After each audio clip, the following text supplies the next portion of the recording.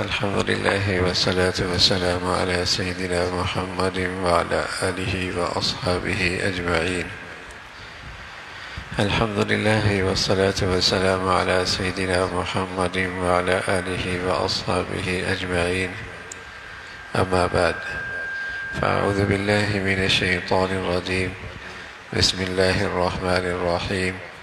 يا أيها الذين آمنوا اتقوا الله وكونوا مع الصادقين. صدق الله العظيم. اللهم صل على سيدنا محمد وعلى آل سيدنا محمد وبارك وسلم. اللهم صل على سيدنا محمد النبي الأمي وعلى آله وأصحابه وسلم. میرے معزز مسلمان بزرگوں، عزیز بھائیوں اور امت مسلمہ کے مقدس ماں اور بہنوں، اللہ رب العزت جس پہ اپنا خاص فضل فرماتے ہیں اسے دینی زندگی پر اعتماد عطا فرماتے ہیں. جس پر اللہ تعالیٰ کی خاص مہربانی، خاص فضل، خاص کرم ہوتا ہے، اسے اللہ تعالیٰ دینی زندگی پر اعتماد نصیب فرماتے ہیں. یہ اعتماد کہ دینی زندگی مجھے دنیا آخرت کی فلاح بہبود دلا سکتی، میری فلاح و بہبود دنیا کی یا آخرت کی، دین کی زندگی میں ہے.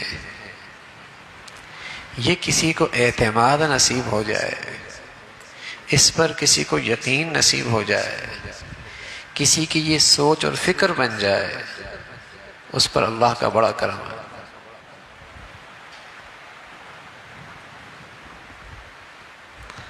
اس پر اللہ کا بڑا احسان ہے، بڑی مہربانی ہو گئی.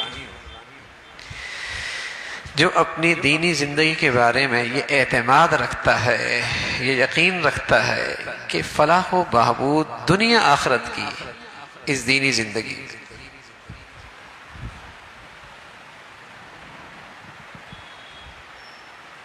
یہ نصیب ہو جائے، پھر دین کے نقصان کو آدمی نقصان سمجھتا ہے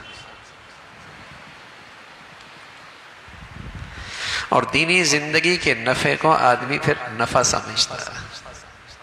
جیسے مجھے یقین ہے کہ فیکٹری سے میرا گھر چلتا ہے، کارخانے سے میرا گھر چلتا ہے، دکان سے میرا کاروبار چلتا ہے، ملازمت سے میری زندگی چلتی ہے، آمدنی سے میری زندگی کا سارے مسئلے حل ہوتے ہیں. یہ تو اعتماد ہے نا. تو اس کا نقصان لگتا ہے، اس کا نفع لگتا ہے.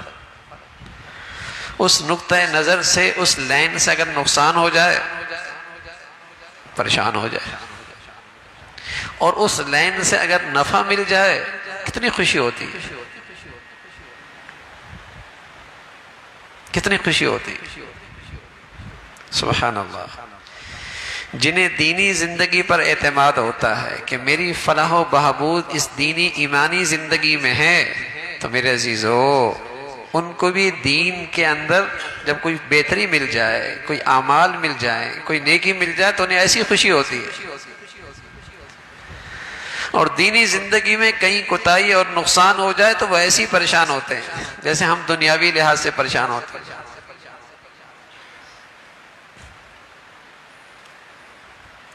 یہ اعتماد آ جانا کہ میری فلاح و بہبود دینی زندگی میں ہے.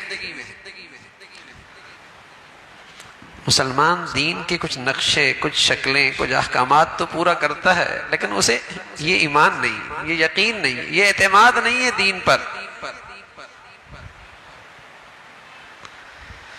یہ اعتماد نہیں ہے.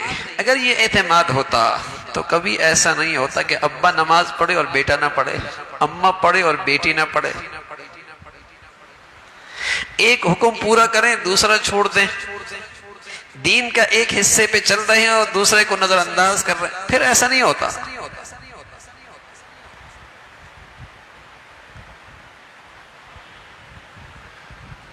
کیا خیال ہے؟ ایک دکان سے نفع آ رہا ہو، دوسری دکان میں گھاٹا ہو رہا ہو، دونوں برداشت ہے؟ دونوں مطمئن رکھتی ہیں؟ بے چین ہو جاتا ہے. میاں ادھر سے کما رہا ہے، ادھر ضائع ہو رہا ہے. یوں کہتے ہیں نا، وہاں تو یہ سوچتے ہیں ادھر کما رہا ہے ادھر ضائع کر رہا ہے. لیکن چونکہ دین کے اعتماد نہیں تو نماز پڑھ رہے ہیں، یہ خیال نہیں آتا کہ بازار میں تو میری نماز ضائع ہو رہی ہے، شادی میں تو میری ساری کمائی ضائع ہو رہی ہے، وہاں یہ خیال نہیں آتا۔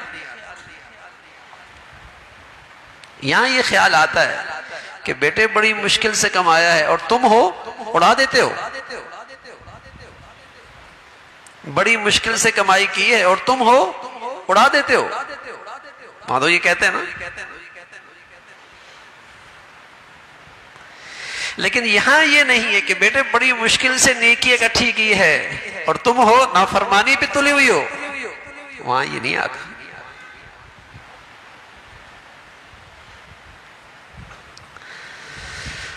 تو وہ بڑا خوش نصیب آدمی ہے جسے اللہ رب العزت یہ اعتماد نصیب فرما دے کہ میری فلاح و بہبود دینی زندگی میں ہے، ایمانی زندگی میں ہے، ہدایت کی زندگی میں ہے، یہ یقین آ جائے، یہ اعتماد آ جائے اس دینی زندگی پر۔ غلطیاں کوتاہیاں پھر بھی ہوں گی، حکم پھر بھی ٹوٹیں گے، لیکن نقصان برداشت نہیں ہوگا، نقصان برداشت نہیں ہوگا۔ نقصان وہی رہتا ہے، وہی برداشت ہوتا ہے، وہی ماتھے پہ بل نہیں آتا، وہی کان پہ جوں نہیں رینگتی، وہی تکلیف نہیں ہوتی جہاں دینی زندگی کے بارے میں یہ ایمان نہیں کہ اس سے میری فلاح و بہبود ہے دنیا آخرت کی۔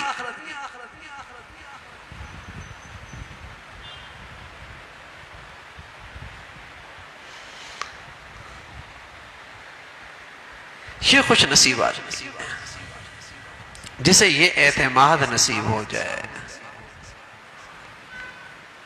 بلکہ اسے اللہ رب العزت شرح صدر نصیب فرما دے دین کے بارے میں،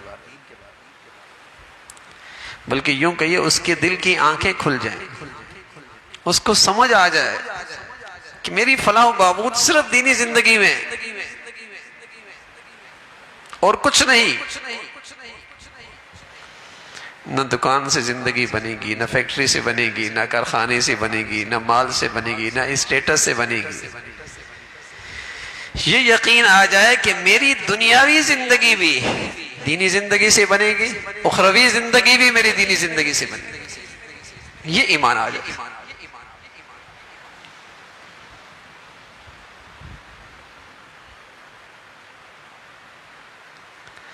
اللہ نے جو دین دیا ہے، کیا اس میں دنیاوی زندگی کے مسئلوں کا حل نہیں ہے؟ کیا اس میں دنیاوی لحاظ سے فلاح و بہبود نہیں ہے؟ کیا دنیاوی لحاظ سے اس میں کامیابی نہیں ہے؟ کیا دنیاوی لحاظ سے اس میں عزت نہیں ہے؟ کیا دنیاوی لحاظ سے اس میں برکت نہیں ہے؟ کیا دنیاوی لحاظ سے اسے زندگی کا سکون؟ سب کچھ ہے، اور صرف اسی میں ہے اور کسی میں نہیں ہے، صرف اسی دینی زندگی میں ہے اور کسی میں نہیں ہے۔ اور کوئی اگر سمجھتا ہے کسی اور میں ہے تو عقل میں فطور آ گیا، گناہوں کی نحوستوں کی وجہ سے سمجھ بوجھ میں فطور آ گیا، اللہ کی نافرمانی کی وجہ سے عقل گم کر بیٹھا گناہوں کی ظلمت کی وجہ سے۔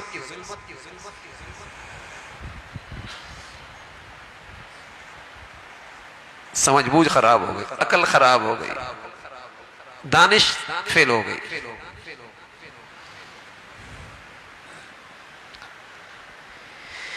یہ اندر آ جائے کہ میری فلاح و بہبود میرے بچوں کی، میری بچیوں کی، میرے گھر کی، مرد کی، عورت کی، امیر کی، غریب کی فلاح و بہبود صرف دینی زندگی میں۔ اگر یہ اندر نہیں آ رہا، خطرے کی بات ہے کہ وہ دین کے بارے میں صحیح سوچ نہیں رکھتا، صحیح فکر نہیں رکھتا، اپنے نبی پہ صحیح اعتماد نہیں رکھتا، اللہ کو حکیم نہیں سمجھتا، رحیم نہیں سمجھتا، رحمان نہیں سمجھتا۔ ارے اس اللہ نے تو یہ دین دیا ہے جیسے میری زندگی کے لیے بارش کی ضرورت ہے، ہوا کی ضرورت ہے، پانی کی ضرورت ہے، سورج کی ضرورت ہے، چاند کی روشنی کی ضرورت ہے میری زندگی کے لیے، اس سے زیادہ ضروری میری زندگی کے لیے اللہ کا دین ہے۔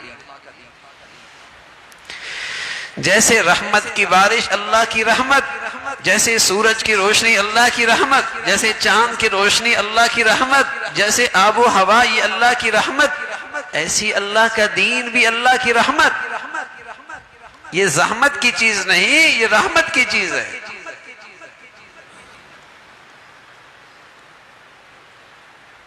یہ رحمت ہے، اس میں میری زندگی کی فلاح و بہبود ہے، میری دنیا آخرت کی کامیابی اسی میں ہے۔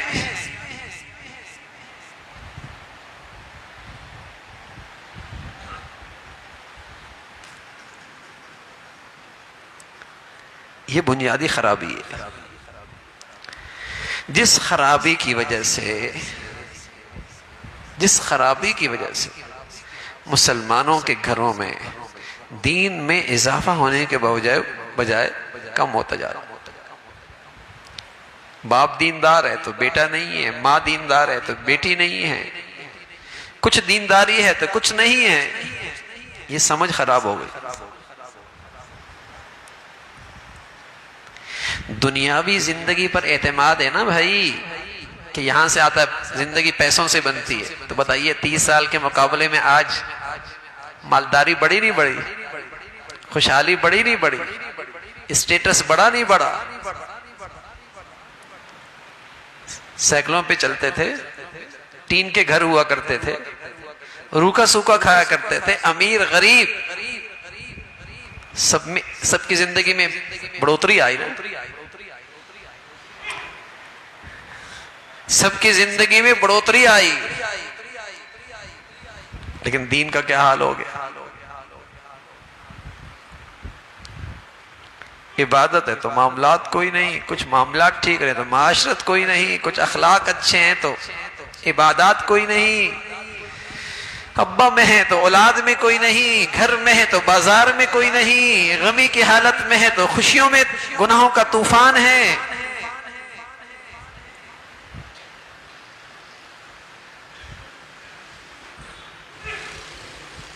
اعتماد نہیں، اس دینی زندگی پر آج مسلمانوں کا اعتماد نہ رہا۔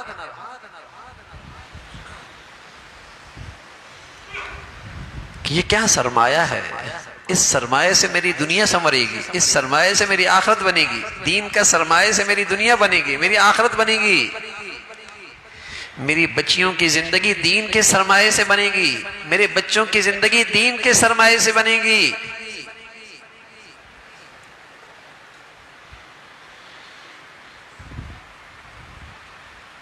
یہ اللہ بھی کہہ رہے ہیں، یہ اللہ کا رسول بھی کہہ رہے ہیں، قرآن بھی کہہ رہا ہے، نبی کے ارشادات میں بھی یہی ہے، لیکن میرا دل اس کو کتنا مانتا ہے؟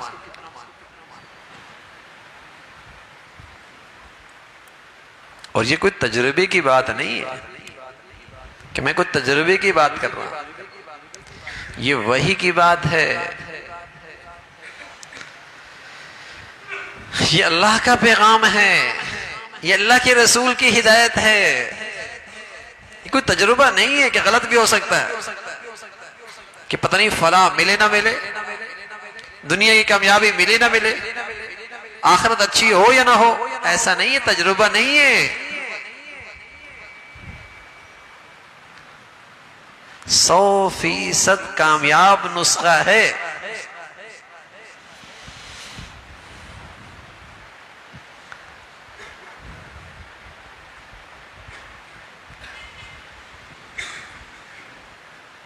اس دینی زندگی پر اعتماد کتنا ہے؟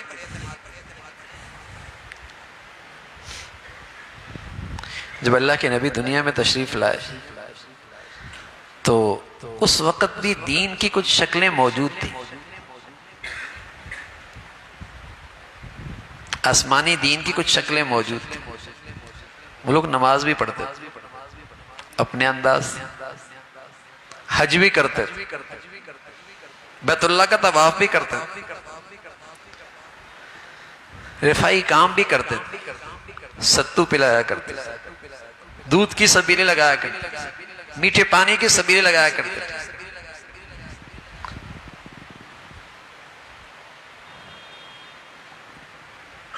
انہیں اللہ کے گھر بنانے پہ بڑا فخر ہوا کرتا تھا، وہ بڑا اعزاز سمجھتے تھے۔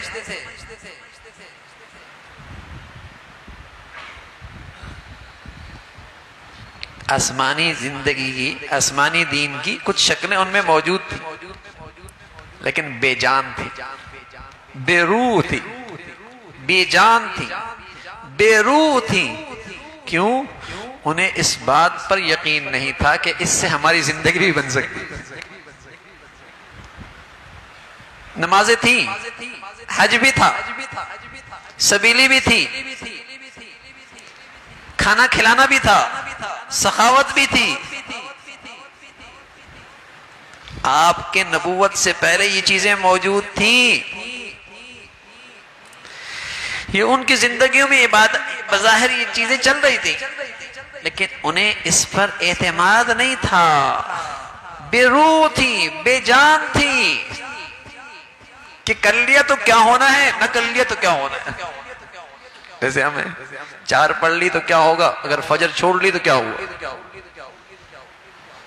ابا نے پڑھ لی تو ٹھیک ہے، اماں نے نہیں پڑھی تو کیا ہوا، بیٹے نے پڑھ لی تو ٹھیک ہے، بیٹی نہیں پڑھی تو کیا ہوا، اسکول جانا تھا، تیاری کرنی تھی۔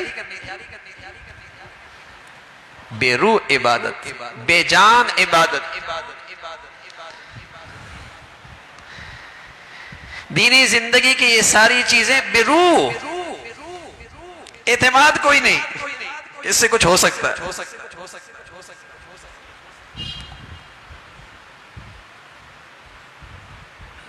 اور آج نبی کی امت کے ساتھ یہی حال ہے۔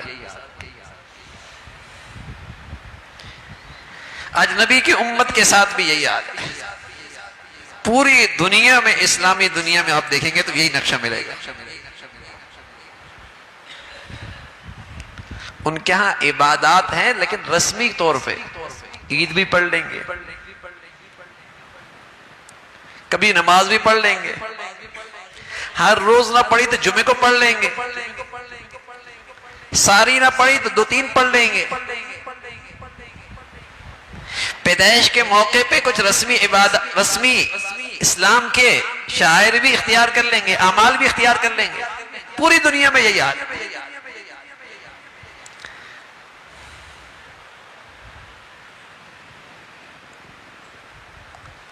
لیکن انہیں اس دینی زندگی پر اعتماد کوئی نہیں کہ اس سے ہماری زندگی میں کچھ فلاح ہوگی، کامیابی ہوگی، کوئی عزت ملے گی، کوئی زندگی سنورے گی، کوئی اچھا ہو جائے گا، اس سے کوئی آخرت بنے گی۔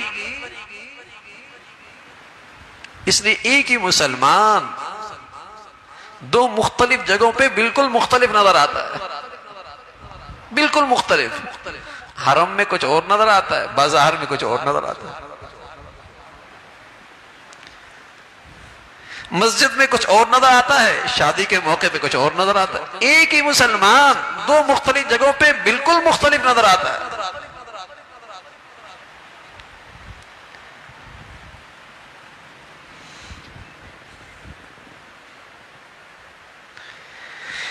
تو آج اس دینی زندگی پہ مسلمانوں کا اعتماد نہیں رہا کہ یہ ہمیں فلاح دے سکتا ہے، کامیاب کر سکتا ہے۔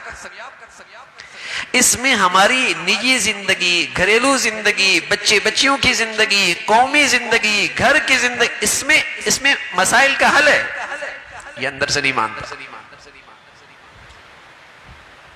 ہاں، مسائل کا حل مانتا ہے، پیسے میں، آمدنی میں مانتا ہے، کاروبار پہ مانتا ہے، روزگار پہ مانتا ہے،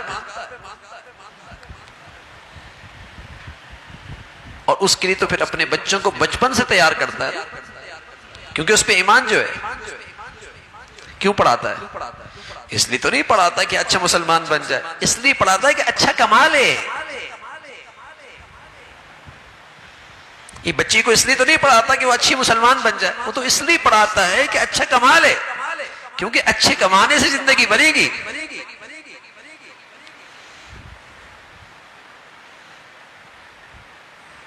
کمانا برا نہیں، پڑھانا برا نہیں، لیکن اسلام پہ اعتماد نہ ہونا یہ بہت برا ہے۔ کمانا برا نہیں، پڑھانا برا نہیں، لیکن اسلامی زندگی پر اعتماد نہ ہونا یہ بہت برا ہے۔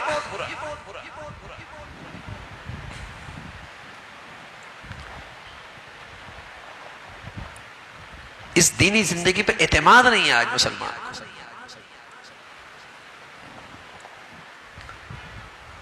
کلمہ بھی پڑھتا ہے، نبی کا نام لیوا بھی ہے، قرآن کو سچی کتاب بھی مانتا ہے، آپ علیہ الصلوۃ والسلام کے احادیث کو بھی برحق مانتا ہے، لیکن دل دینی زندگی کے بارے میں یہ اعتماد نہیں رکھتا، ذہن یہ نہیں ہے، فکر یہ نہیں ہے، یقین یہ نہیں ہے۔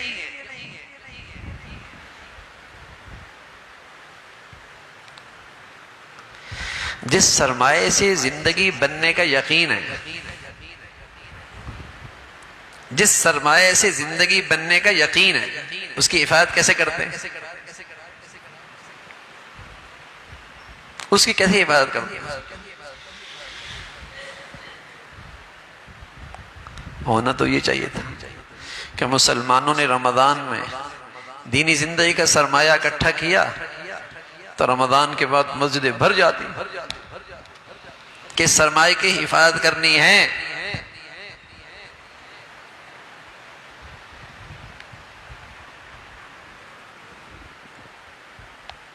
لیکن حفاظت نہیں کرتے۔ کیوں نہیں کرتے بھائی؟ ٹھیک ہے رمضان میں تو ماحول ہوتا ہے، اس ماحول سے یہ بھی نماز پڑھنے لگ جاتا ہے، لیکن چونکہ سوچ نہیں ہے نا، ذہنیت نہیں ہے نا، اس دینی زندگی پر اعتماد نہیں ہے نا، جہاں ماحول ختم ہوا اس کی مسلمانی بھی ختم ہو گئی، اس کی مسلمانی بھی ختم ہو گئی۔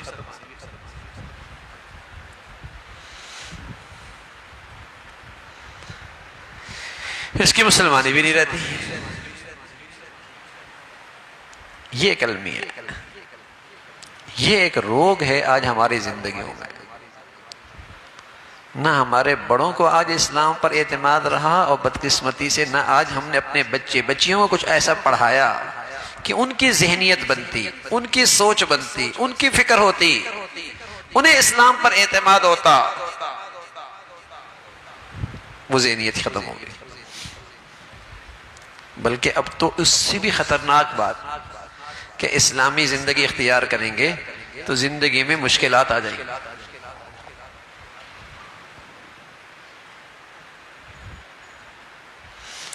دینی زندگی اختیار کریں گے زندگی میں مشکلات آ جائیں گی۔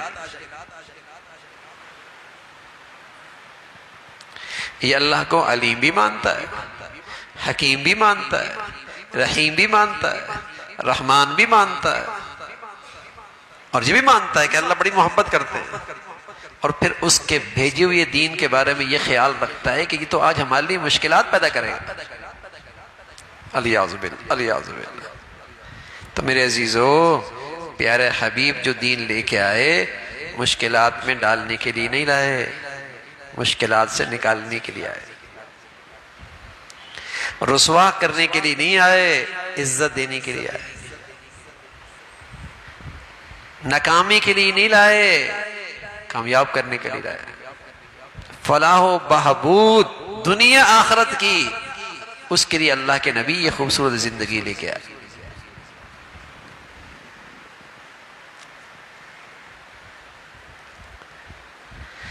اللہ تعالی ہم پر بھی رحم فرما دے بھائی، کہ اللہ ہمیں بھی یہ سوچ نصیب فرما دے، ہمیں اپنی دینی زندگی پہ اللہ ہمیں اعتماد نصیب فرما دے۔ اعتماد آ جائے نا پھر نقصان لگے گا، پھر اس سرمایہ کی حفاظت کی فکر ہوگی۔ اب ہم نے ایک آیت پڑھی ہے، یا ایھا الذین آمنوا اتقوا اللہ وکونوا مع الصادقین، ایمان والو اگر ایمان کی زندگی بچانی ہے، تقوی چاہتے ہو، تو اپنا اٹھنا بیٹھنا سچے لوگوں کے ساتھ کر لو، اب سچے لوگوں کے ساتھ تو وہ اٹھے بیٹھے گا نا جس کو ایمانی زندگی قدر و قیمت کا اندازہ ہوگا. وہ اپنے بچوں کو ایسے ماحول میں لے کے آئے گا، اپنی بچیوں کو لے کے آئے گا، خود وقت نکالے گا.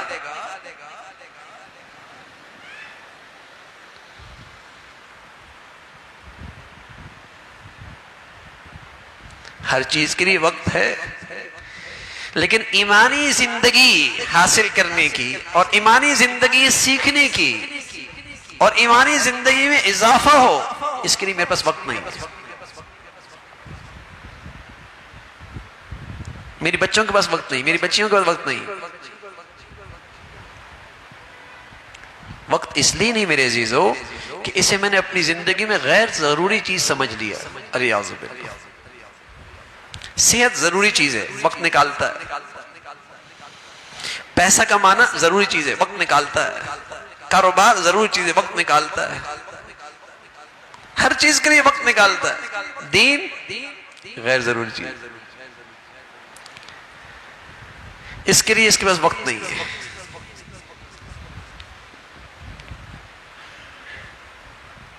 اس کے لیے اسے سچ کیا ہے، فکر نہیں ہے. جب چیز کی اہمیت نہ ہو، عظمت نہ ہو، تو میرے عزیزو پھر اس کے لیے وقت کہاں نکلتا.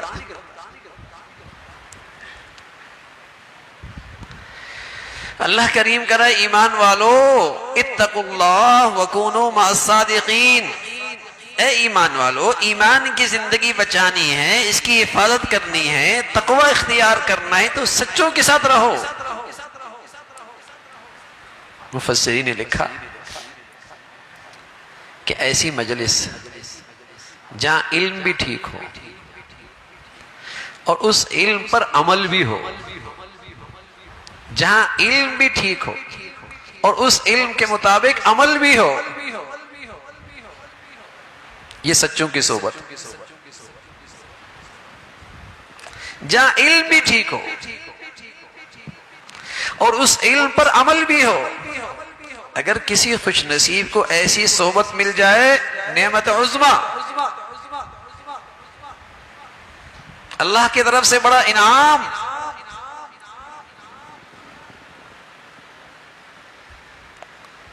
اس سے ایمانی زندگی بچتی ہے.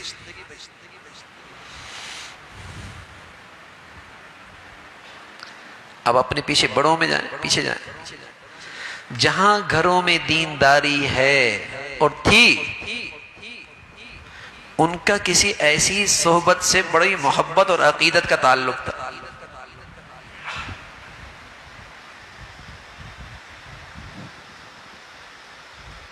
یہ دینی صحبت جہاں علم بھی ٹھیک ہو، عمل بھی ٹھیک ہو، یہ مسلمانوں کی دینی زندگی کے لیے پاور ہاؤس ہے. تار پاور ہاؤس سے جڑی ہوئی ہو تو روشنی آتی رہتی ہے، اور گر جائے تو. ہم نے اعتکاف والوں بچوں سے پوچھا اگر پاور ہاؤس سے تار گر جائے تو کون اٹھاتا ہے؟ کہا ہیروئنچی اٹھاتے، چرسی اٹھا لیتے. بالکل صحیح بات. مسلمان کا کسی عالم ربانی سے، ایسا عالم جو زندگی میں عمل بھی ہے، اگر اس کا مسلمانوں سے اس کا تعلق ٹوٹ جائے اور مسلمان ایسی صحبت سے محروم ہو جائے، کوئی بھی بے دین اسے اچک لے گا. کوئی بھی بے دین اسے اچک لے گا. یہ کسی بھی فتنے کا شکار ہو جائے گا. کوئی بھی بے دینی کی نظریات قبول کر لے گا. ریوڑ بغیر نہگبان کے ہو تو بھیڑیا کھا جاتے. مسلمان ایسی صحبت سے محروم ہو جائے، کوئی بھی بھیڑیا آ کے اسے اٹھا لے گا. اس لیے اللہ میاں نے ارشاد فرمایا، پیغام دے کونوا مع الصادقین. جن کا عقیدہ سچا، جن کا علم سچا، جن کا عمل سچا، جن کا کردار سچا، ان کے ساتھ رہو، صحبت اختیار کرو. صحبت کا بھی بڑا اثر ہوتا. پھول گلاب کا ہونا تو آدمی صرف اس گلاب کے پھول کو اپنے باغ میں نہیں لے کے آتا، اس میں کانٹا بھی آ جاتا ہے لیکن اس کی بھی عزت ہو جاتی ہے. اگرچہ ہم پھولوں جیسے تو نہیں، بڑی کوتاہیاں ہیں، لیکن پھولوں کے ساتھ جڑ کے رہیں گے تو ہمیں بھی عزت مل جائے گی. احب الصالحین ولست منہم، احب الصالحین ولست منہم لعل اللہ یرزقنی صلاحا. اے اللہ میں نیکوں سے محبت کرتا ہوں، اگرچہ نیک نہیں ہوں، لیکن اس امید سے کہ ان کی صحبت سے اللہ مجھے بھی نیک بنا دے. احب الصالحین ولست منہم لعل اللہ یرزقنی صلاحا. اللہ نیکوں سے محبت کرتا ہوں. اور کیوں محبت ہے؟ نیکی کی وجہ سے. اور میں تو خود اس درجے کا نیک نہیں ہوں، لیکن اس امید سے محبت رکھتا ہوں کہ میں بھی نیک بن جاؤں. بڑی نعمت ہوتی ہے. پہلے مسلمانوں کی زندگیوں میں چونکہ دینی زندگی سب کچھ تھی، جیسے آج صحت سب کچھ ہے نا تو فیملی ڈاکٹر ہوتا ہے، کاروبار سب کچھ ہے نا فیملی وکیل ہوتا ہے، ہاں گھر تعمیرات سب کچھ نا فیملی آرکیٹیکٹ ہوتا ہے. پہلے مسلمانوں کی زندگی میں دین ہی سب کچھ تھا، تو وہ کوئی بات بھی بغیر پوچھے بغیر سیکھے نہیں کیا کرتے تھے. ان کی پوری فیملی کا تعلق ہوتا تھا. اب فیملی ڈاکٹر تو سمجھ میں آتا ہے، فیملی وکیل بھی سمجھ میں آتا ہے، لیکن کسی مربی سے ایسا تعلق کہ میرے گھر کی دینی زندگی کا مشورہ، پوری زندگی کا مشورہ کسی مربی سے، کسی مصلح سے، یہ سمجھ میں نہیں آتا. ادھر تو کیا کہتے ہیں، خود پڑھ لو نا، انٹرنیٹ پہ سب کچھ ہے نا، تو میاں اماں کا علاج بھی انٹرنیٹ سے دیکھ کے کر لیا کرو، ڈاکٹر کے پاس جانے کی کیا ضرورت ہے. ماں تو بڑے محتاط ہیں، آپ ماں تو بڑے محتاط ہیں. ارے میاں تمہیں انگریزی بھی آتی ہے، نسخے بھی سارے موجود ہیں، خود ہی کر لو نا، گھر بھی خود ہی بنا لو.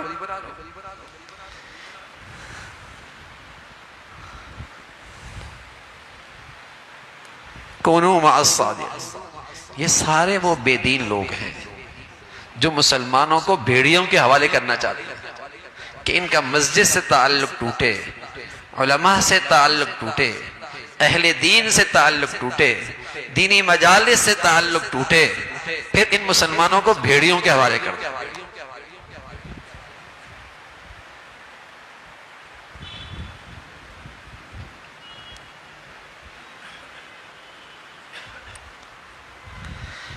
تو یہ صحبت ہے، اس صحبت کی برکت سے ایمان بڑھتا ہے، دینی زندگی محفوظ رہتی ہے، ترقی ہوتی ہے. حضور علیہ السلام سے پوچھے گا یا رسول اللہ میں اپنا کچھ اوقات فارغ کر کے کن کے ساتھ اٹھا بیٹھوں؟ فرمایا اذا رؤوا ذکر اللہ، فرمایا جنہیں دیکھ کر اللہ یاد آ جائے اور جن کی صحبت میں بیٹھنے سے آخرت کی فکر نصیب ہو. اگر ایسے زمین پہ لوگ مل جائیں قدر کرو،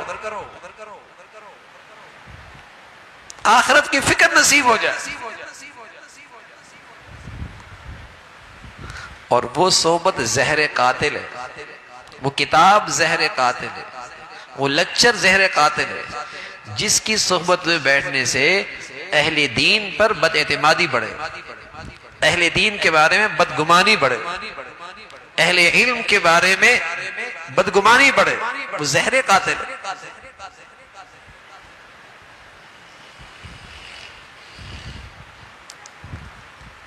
تو دین سرمایہ کی حفاظت کرنی ہے اس صحبت کی برکت سے. حضور علیہ السلام فرمایا کرتے تھے المرء مع من احب، آدمی کا حشر کل انہی لوگوں کے ساتھ ہوگا جن کے ساتھ یہ دنیا میں محبت کرتا ہے. اللہ والوں سے محبت، اہل دین سے محبت، اہل تقوی سے محبت، دل سے محبت ہے. ہم ایسے نہیں ہیں لیکن محبت میں سچے ہیں. اللہ کی ذات سے امید ہے ہمارا حشر بھی اللہ ان نیک لوگوں کے ساتھ فرما دے. صحابہ فرمایا کرتے تھے رضوان اللہ اجمعین،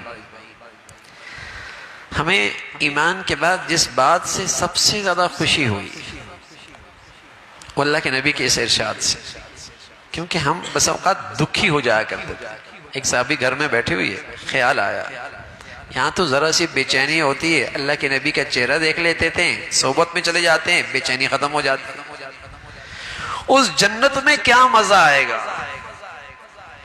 جہاں آپ اوپر ہوں گے ہم نیچے ہوں گے، اس میں مزہ ہی کیا آئے گا؟ وہاں ہم کس کے پاس جائیں گے؟ وہاں کس کے پاس جائیں گے؟ سبحان اللہ۔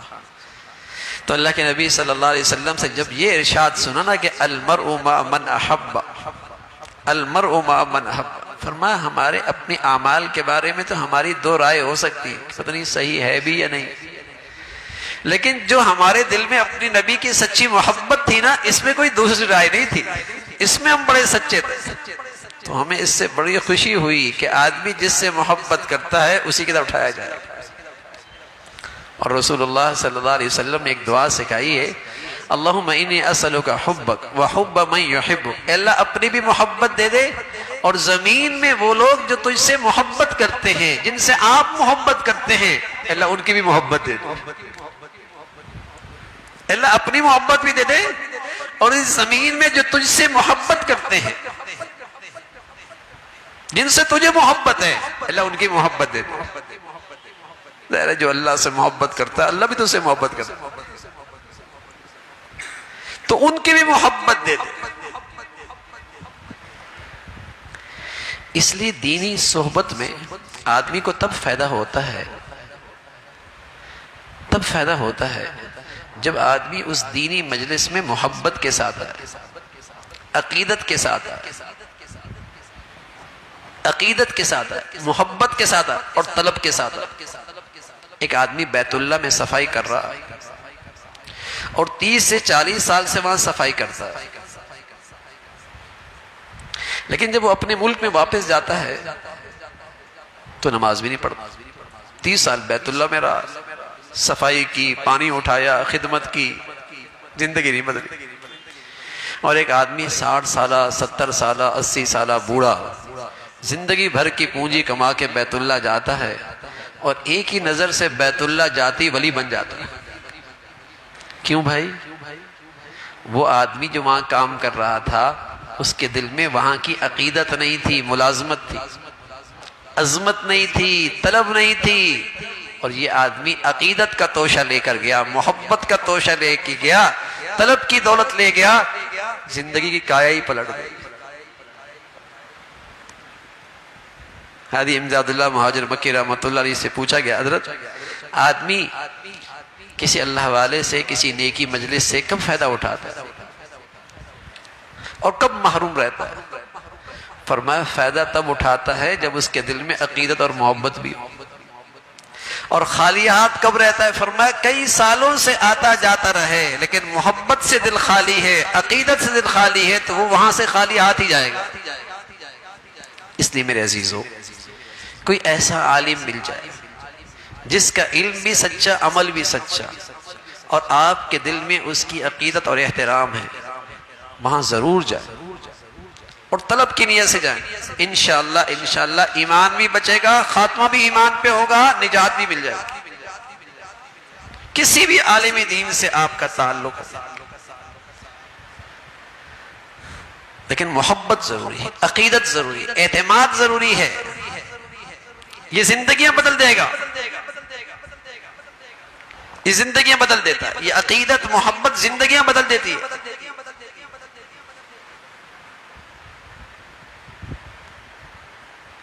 نبی کی صحبت میں ابو لہب بھی آیا، چچا تو تھا، بلال بھی آیا،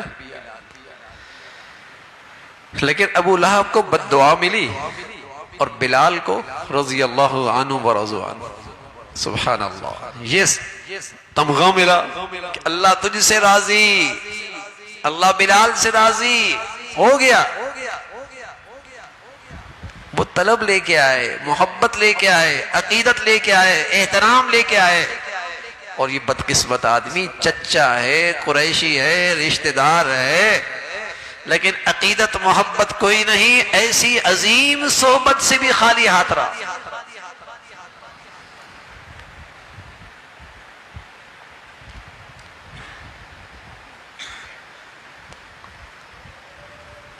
تو دینی مجلس سے، دینی صحبت سے وہی فائدہ ہوگا جہاں آپ عقیدت کے ساتھ جائیں گے، جہاں آپ محبت کے ساتھ جائیں گے، جہاں آپ طلب کے ساتھ جائیں گے۔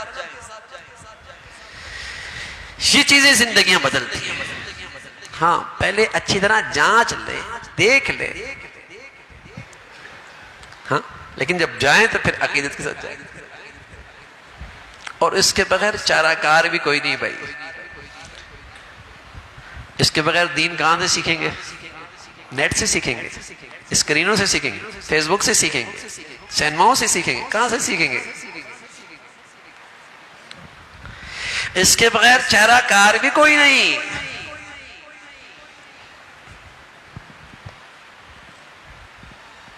کوئی کہہ دے کہ نہیں میں قرآن سے خود سیکھ لوں گا، تو اگر قرآن سے اللہ میاں نے سب کو خود ہی ہدایت دینے ہوتی تو اپنے نبی کو بھیجنے کی ضرورت ہی کیا تھی؟ وہ تو عربی جانتے تھے، اور ہر گھر میں اللہ قرآن اتار دیتا، خود ہی ہدایت پہ آ جاتے۔ لیکن کبھی ایسا نہیں ہوا کہ اللہ تعالیٰ نے کتاب اتاری ہو اور رسول نہ بھیجا ہو اور شخصیت نہ بھیجی ہو، کبھی ایسا نہیں ہوا۔ کوئی آسمانی کتاب بغیر شخصیت کے نہیں آئی۔ ہاں اتنا تو ہوا کہ شخصیت موجود ہے، کتاب نہیں آئی،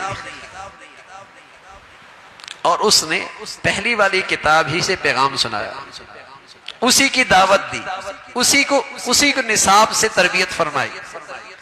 لیکن ایسا کبھی نہیں ہوا کتاب آئی ہے اور شخصیت نہ آئی۔ تو کتاب اللہ بھی ضروری ہے اور رجال اللہ بھی ضروری ہے۔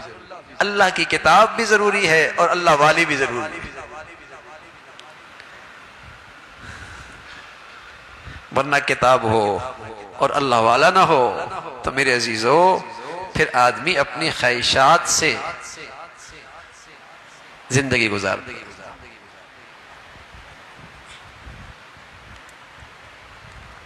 تو دینی زندگی کی حفاظت اور اس میں ترقی، نیک صحبت، نیک مجلس، نیکوں سے محبت، نیکوں سے تعلق، اور یہ تعلق کسی غرض کے لیے نہ ہو، کسی مفاد کے لیے نہ ہو، ایک ہی چاہت ہو، یہ نیک ہے، اللہ مجھے نیک بنا دے۔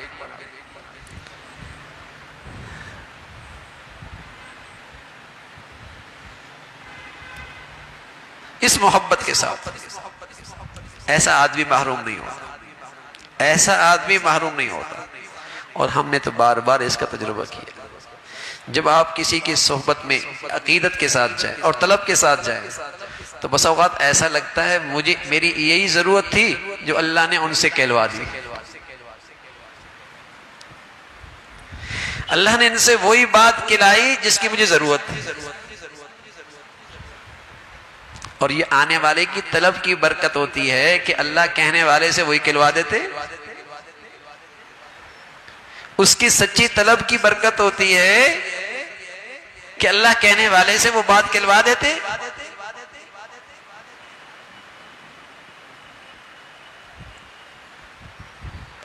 تو سچی طلب ہو، اور جب بھی کسی دینی مجلس میں جائیں اللہ سے مانگ لیا کریں، اللہ تعالیٰ سے مانگ لیا کریں، اے اللہ عمل کی توفیق نصیب فرما۔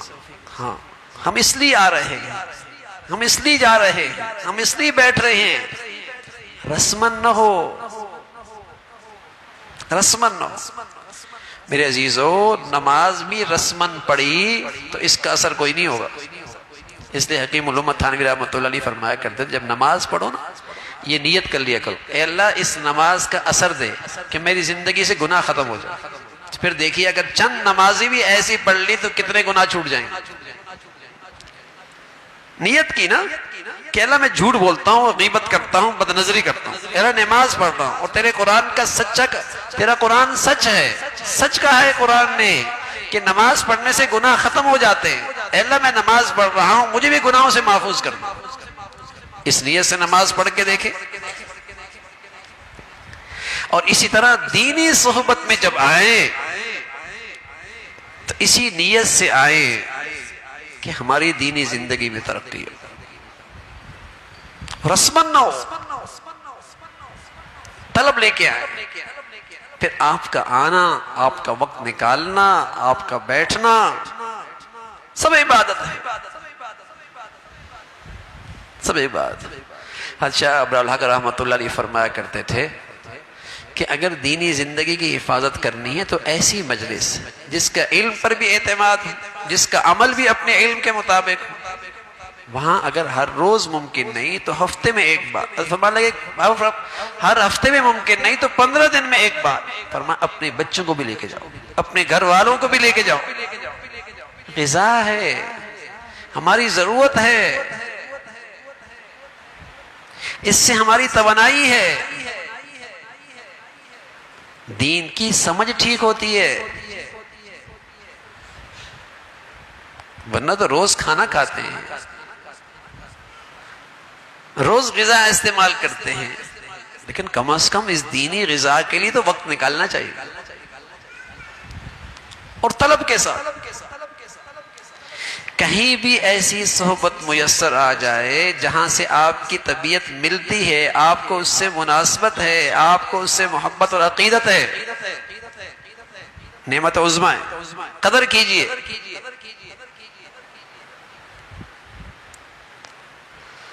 اپنے بچوں کو بھی، اپنے گھر والوں کو بھی وہاں لے جائیے۔ کونوا مع الصادقین، سچوں کے ساتھ رہو، اور اللہ سے مانگ کرے اے اللہ سچوں کی محبت دے دے، ہاں سچوں کی عقیدت دے دے۔ آج شیطان آدمی کو ہر ایک سے بدگمان کر رہا ہے، اور اگر اس کو حسن ظن ہے تو صرف اپنی ذات سے، باقی سب سے بدگمان ہے، اور یہ ہر ایک کو بہت باریک چھنی سے چھاننا چاہتا ہے، اور اس پر تو کوئی بھی پورا نہیں ہوتا،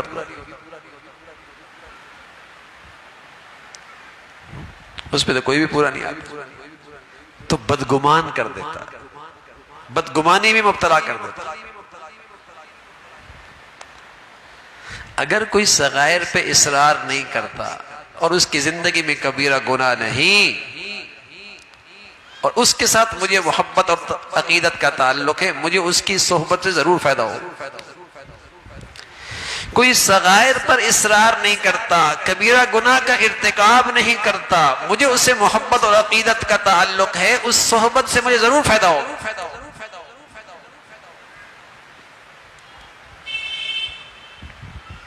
اس تعلق سے مجھے فائدہ ہو۔ ایسی تو دوستیاں بھی کام آتی ہیں، ایسے تو تعلق بھی کام آتے ہیں۔ الأخلاء يومئذ بعضهم لبعض عدو إلا المتقين، فرمایا ساری دوستیاں دشمنیوں میں بدل جائیں گی، دوستیاں دشمنیوں میں بدل جائیں گی، لیکن جس دوستی کی بنیاد نیکی ہوگی، تقوی ہوگی، پرہیزگاری ہوگی، یہ دوستی کل قیامت میں، آخرت میں بھی کام آئے گی۔ یہ دوستی کام، دنیا میں بھی کام، آخرت میں بھی کام آئے گی۔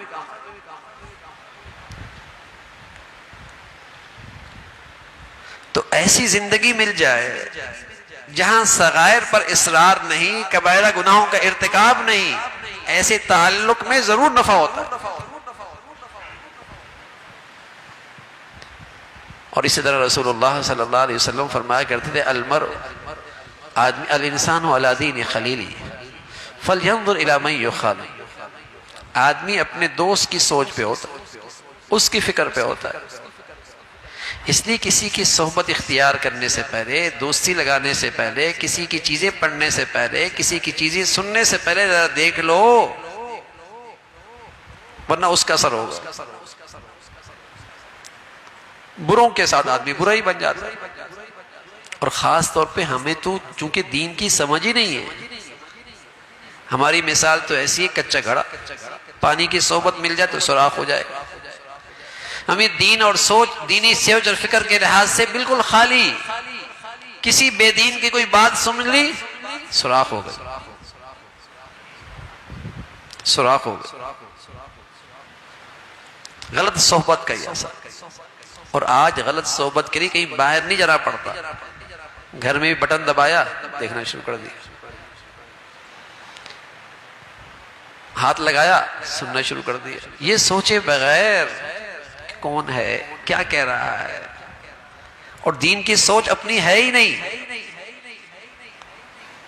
تو بس اوقات آدمی بے دینی کی نظریات پی جاتا ہے اور اسے اندازہ بھی نہیں ہوتا۔ چند دن پہلے فجر کی نماز میں ایک بچہ بتا رہا تھا، فلاں بچی ہے ہماری ڈاکٹر بن رہی ہے فلاں یونیورسٹی کے اندر، مسلمانوں کے گھروں میں پڑھی بڑی ہوئی سب کچھ ہوئی، کہنے لگی یہ سارے مذہب انسانوں کے بنائے ہوئی ہیں، باقی ہندو عیسائی سب برابر ہے، مسلمانوں کی بچی۔ یہ اس صحبت کا نتیجہ ہے، کیونکہ دینی سوچ ہے نہیں ہمارے بچیوں کی ہمارے بچوں کی، اور اس بری صحبت میں بھیج دیتے ہیں۔ جو بے دین آدمی پڑھاتا ہے، جیسا لٹریچر ہوتا ہے، جیسا ماحول ہوتا ہے، اسے وہ پی لیتی ہے، اور ماں باپ کو ہوش اس وقت آتا ہے جب وہ اسلام کے خلاف باتیں کرنا شروع کر دیتے ہیں۔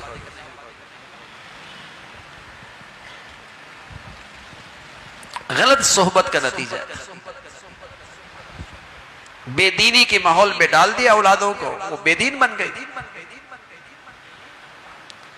تو ایسی میرے عزیزو وقت کی ضرورت ہے، اور بڑی ضرورت ہے کہ ہم اپنے بچوں کو اپنے گھر والوں کو نیکی کی صحبت دیں، نیک لوگوں کی صحبت دیں، نیک ماحول دیں، جہاں علم بھی صحیح ہو، عمل بھی صحیح ہو، اور جس صحبت میں بیٹھنے سے آخرت کی فکر نصیب،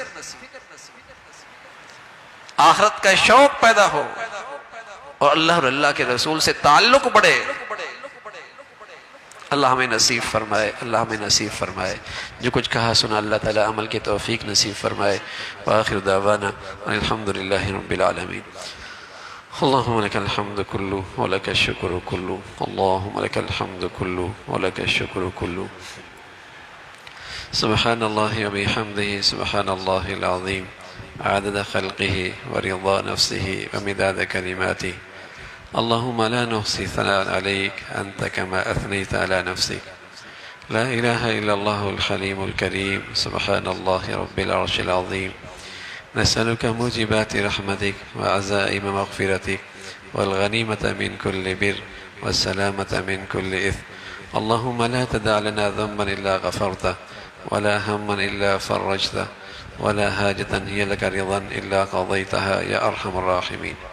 اے مولا کریم جو کچھ کہا سنا عمل کی توفیق نصیب فرما، ایمان والی سکون والی چین والی عزت والی زندگی نصیب فرما، بری زندگی سے بری موت سے برے حالات سے محفوظ فرما، اے مولا اپنے پسند کا جینا نصیب فرما، کلمے والی موت نصیب فرما، اپنے فضل سے مولا کریم تمام حاضرین حاضرات کی تمام جائز حاجات کو پورا فرما، مشکلات کو آسان فرما، پریشانیوں کو ختم فرما، اپنے فضل سے مولا کریم اپنی محبت نصیب فرما، اپنے حبیب کی محبت نصیب فرما، جو تجھ سے محبت کرتے ہیں جو تیرے پیارے ہیں ان کی عظمت محبت نصیب فرما، اے مولا کریم ہر قسم کے ظاہری باطنی فتنوں سے محفوظ فرما، رمضان کی برکتیں اے مولا اس پوری سال نصیب فرما، رمضان کا نور اور رمضان کی ایمانی اعمال اے اللہ اس کی توفیق پورے سال نصیب فرما، اے اللہ اس کی برکتیں اے اللہ اس کی قوت اور طاقت پورے سال ہم سب کو عطا فرما، ہمارے لیے گناہوں سے بچنا آسان فرما، گناہوں کی گندگیوں سے محفوظ فرما، اے مولا کریم اپنے گھروں میں 100% دین زندہ کرنے کی توفیق عطا فرما، اپنے بچوں کی تعلیم تربیت زندگی کے صحیح فیصلے کرنے کی توفیق عطا فرما، اپنے فضل سے شریروں سے حاسدوں سے بے دینوں سے محفوظ فرما، اے مولا کریم پوری امت مسلمہ کے حال پہ رحم فرما، اہل اسلام کو نیک صالح قیادت نصیب فرما، ہمارے ملک کو سلامتی عطا فرما، اے مولا ہمارے ملک کو سلامتی عطا فرما، یا ارحم الراحمین ہمارے ملک کو سلامتی عطا فرما، اسے استحکام عطا فرما، اندرونی بیرونی خطرات سے محفوظ فرما، دین دشمنوں سے ملک دشمنوں سے اس ملک کی حفاظت فرما، مولا کریم یا نیکی کی اور خیر کی اور تعمیر کی قوتوں کو غلبہ نصیب فرما، شر کی اور برائی کی اور تخریب کی طاقتوں کو نیست و نابود فرما، اے مولا کریم اپنے فضل سے پوری امت کے حال پہ رحم فرما، دین کی خدمت کی جتنی شکلیں تیرے ہاں مقبول ہیں سبھی کی حفاظت فرما، کام کرنے والوں کی مدد اور نصرت فرما۔ ربنا تقبل منا انك انت السميع العليم وتب علينا انك انت التواب الرحيم، وصلى الله على سيدنا محمد وعلى آله وأصحابه أجمعين برحمتك۔